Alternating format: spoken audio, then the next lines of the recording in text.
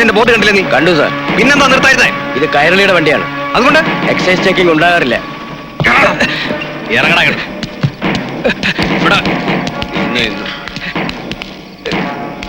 അഴിക്കടാ, അഴിക്കടാ.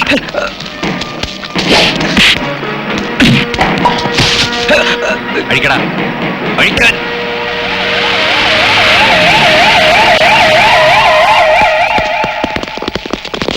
Sir രക്ഷിക്കണം sir, ഇയാൾ lorry തടഞ്ഞു നിർത്തി ഞങ്ങളെ തല്ലി.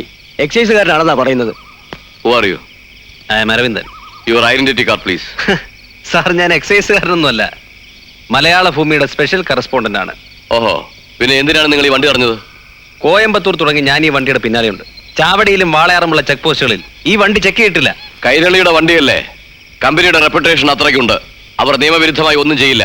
റെപ്യൂട്ടേഷൻ ഞാനിപ്പോ തെളിയിക്കാം സാർ. വണ്ടിയിൽ കള്ളച്ചാരമുണ്ട്. മിസ്റ്റർ അരവിന്ദൻ, തെളിവുകളില്ലാതെ ഇത്രയും വലിയൊരു കമ്പനിക്കെതിരെ ഞാൻ എങ്ങനെ ആക്ഷൻ എടുക്കും? തെളിവ് വേണമെങ്കിൽ ചെക്ക് ചെയ്യണ്ടേ സാർ? എന്റെ ആരോപണം തെറ്റാണെങ്കിൽ ഹൈവേ റോബറിക്ക് എന്നെ അറസ്റ്റ് ചെയ്യാം.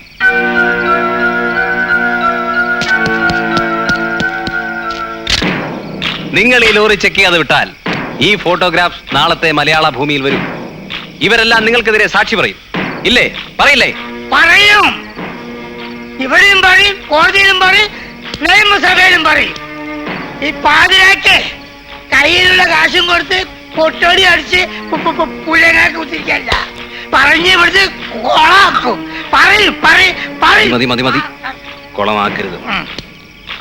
നാറിപ്പോവും സാറേ, തൊപ്പി പോവും. അഴിക്കാൻ പറ. എടാ സാറ് പറഞ്ഞു കേട്ടില്ല, അടിക്കടാ.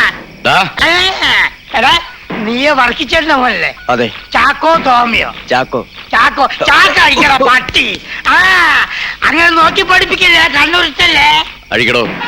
അടിക്കടാ.